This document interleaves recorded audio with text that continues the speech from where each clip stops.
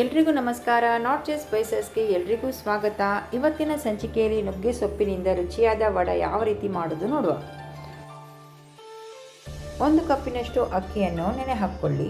ಅರ್ಧ ಗಂಟೆಯಷ್ಟು ನೆನೆದರೆ ಸಾಕಾಗ್ತದೆ. ಅರ್ಧ ಕಪ್ಪಷ್ಟು ಉದ್ದಿನಬೇಳೆಯನ್ನು ಸ್ವಲ್ಪ ಹುರಿದು ಆರಿದ ನಂತರ ಹುಡಿ ಮಾಡಿ ಇಟ್ಕೊಳ್ಳಿ. ನೆನೆ ಹಾಕಿದ ಅಕ್ಕಿ, ಖಾರಕ್ಕೆ ಬೇಕಾಗುವಷ್ಟು ಒಣಮೆಣಸು ಹಾಗೂ ಇಂಗು ಇಷ್ಟನ್ನು ಚೆನ್ನಾಗಿ ನಯವಾಗಿ ಗ್ರೈಂಡ್ ಮಾಡಿ ಇಟ್ಕೊಂಡಿದ್ದೇನೆ. ಈಗ ಅಕ್ಕಿ, ಮೆಣಸು, ಇಂಗಿನ ಪೇಸ್ಟನ್ನು ಉದ್ದಿನಬೇಳೆ ಹುಡಿಗೆ ಹಾಕಿ ಚೆನ್ನಾಗಿ ಬೇರಿಸ್ಕೊಳ್ಳಿ. ನುಗ್ಗೆ ಸೊಪ್ಪನ್ನು ಚೆನ್ನಾಗಿ ತೊಳೆದು ಹೆಚ್ಚಿ ಒಂದು ಕಡೆ ಇಟ್ಕೊಳ್ಳಿ. ಪೇಸ್ಟಿಗೆ ಬೇಕಾದಷ್ಟು ಉಪ್ಪನ್ನು ಹಾಕುವ. ರುಚಿ ನೋಡಿ ಉಪ್ಪನ್ನು ಹಾಕ್ಕೊಂಡು ಚೆನ್ನಾಗಿ ಬೇರಿಸುವ. ಎಷ್ಟು ಬೇಕೋ ಅಷ್ಟು ನುಗ್ಗೆ ಸೊಪ್ಪನ್ನು ಹಿಟ್ಟಿಗೆ ಹಾಕಿ ಕಲಿಸಿ ಒಂದು ಮುದ್ದೆ ಮಾಡಿ ಇಡಬೇಕು.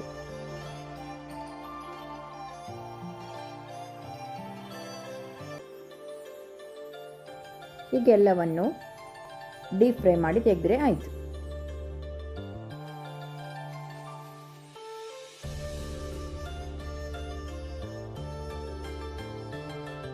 ಫ್ರೈ ಮಾಡಲಿಕ್ಕೆ ತೊಜಂಕು ಸೊಪ್ಪಿನಷ್ಟು ಸಮಯ ಇದಕ್ಕೆ ಬೇಕಾಗಿಲ್ಲ. 5 ನಿಮಿಷದೊಳಗೆ ಚೆನ್ನಾಗಿ ಫ್ರೈ ಆಗಿ ಇದು ಕ್ರಿಸ್ಪಿಯಾಗಿ ಬರ್ತವೆ. ಬಟಾಣಿ ಗಶಿ ಮಾಡಬೇಕಾದ್ರೆ ಯಾವಾಗಲೂ ಸಾಸಿವೆ ಕರಿಬೇವನ್ನು ಒಗ್ಗರಣೆ ಕೊಡುವಂಥದ್ದು.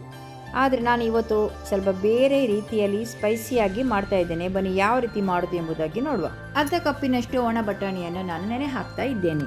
ಹಸಿ ಬಟಾಣಿ ಸಿಕ್ಕಿದ್ರೆ ಕೂಡ ತುಂಬ ಒಳ್ಳೆಯದಾಗ್ತದೆ. ಅದು ಸಿಕ್ಕಿದ್ರೆ ನೀವು ಅದರಿಂದಲೇ ಇದನ್ನು ಮಾಡಬಹುದು. 8 ಗಂಟೆಯಷ್ಟು ಇದನ್ನು ನೆನೆಸಿದ್ದೇನೆ. 4-5 ವಿಸಿಲ್ನಷ್ಟು ಈಗ ಪ್ರೆಷರ್ ಕುಕ್ ಮಾಡಿ ಇಡುವ. ಇದಕ್ಕೆ 1 ಮುಷ್ಟಿಯಷ್ಟು ಹೆಚ್ಚಿದ ದೀವಿ ಹಲಸನ್ನು ಹಾಕ್ತಾ ಇದ್ದೇನೆ. ಇದರ ಪೋಡಿ, ಸಾಂಬಾರು ಎಲ್ಲ ರೆಸಿಪಿಯನ್ನು ನಾನು ಅಪ್ಲೋಡ್ ಮಾಡಿದ್ದೇನೆ, ನೀವು ನೋಡಬಹುದು. ಮಸಾಲೆಗೆ ಅರ್ಧ ತೆಂಗಿನಕಾಯಿ ತುರಿ, ಖಾರಕ್ಕೆ ಬೇಕಾಗುವಷ್ಟು ಒಣಮೆಣಸು ಹಾಗೂ ಹುಳಿ ಇಷ್ಟನ್ನು ಚೆನ್ನಾಗಿ ನಯವಾಗಿ ಕಡಿದು ಇಡುವ. 1 ದೊಡ್ಡ ಈರುಳ್ಳಿಯನ್ನು ಒಗ್ಗರಣೆಗೆ ರೆಡಿ ಮಾಡ್ತಾ ಇದ್ದೇನೆ. 1 ದೊಡ್ಡ ಈರುಳ್ಳಿ ಹಾಗೂ ಶುಂಠಿಯನ್ನು ಹೆಚ್ಚಿ ಇಟ್ಕೊಂಡಿದ್ದೇನೆ. ಮಸಾಲೆಯನ್ನು ಕುದಿಸಲಿಕ್ಕೆ ಇಡುವಾಗ ಇದನ್ನು ಹಾಕುವಂಥದ್ದು. ದೀವಿ ಹಲಸನ್ನು ಪ್ರೆಷರ್ ಕುಕ್ ಮಾಡುವ ಅಗತ್ಯ ಇಲ್ಲ. ಬಟಾಣಿಯನ್ನು ಮಾತ್ರ ಪ್ರೆಷರ್ ಕುಕ್ ಮಾಡಿ ತೆಗೆದಿಡಿ. ಕುಕ್ಕರ್ ಆರಿದ ನಂತರ ಪಾತ್ರೆಗೆಲ್ಲ ಬೇಯಿಸಿದ ಬಟಾಣಿಯನ್ನು ಹಾಕಿದ ನಂತರ ದೀವಿ ಹಲಸನ್ನು ಕೂಡ ಹಾಕಿ ಕುದಿಸಲಿಕ್ಕೆ ಇಟ್ಕೊಳ್ಳಿ. ಹಾಗೆ ಕುದಿಸುವಾಗ ಹೆಚ್ಚಿದ ಈರುಳ್ಳಿ ಹಾಗೂ ಶುಂಠಿಯನ್ನು ಕೂಡ ಹಾಕುವ. ಚೆನ್ನಾಗಿ ಬೆರೆಸಿ ಚೆನ್ನಾಗಿ 1-2 ಕುದಿಯಷ್ಟು ಚೆನ್ನಾಗಿ ಕುದಿಸ್ಕೊಳ್ಳಿ. ಆಮೇಲೆ ಮಸಾಲೆಯನ್ನು ಹಾಕುವಂಥದ್ದು. ಮಸಾಲೆಯನ್ನು ಕಡಿದಾದ ನಂತರ ಇದಕ್ಕೆ ಹಾಕಿ ಚೆನ್ನಾಗಿ ಕುದಿಸಿ.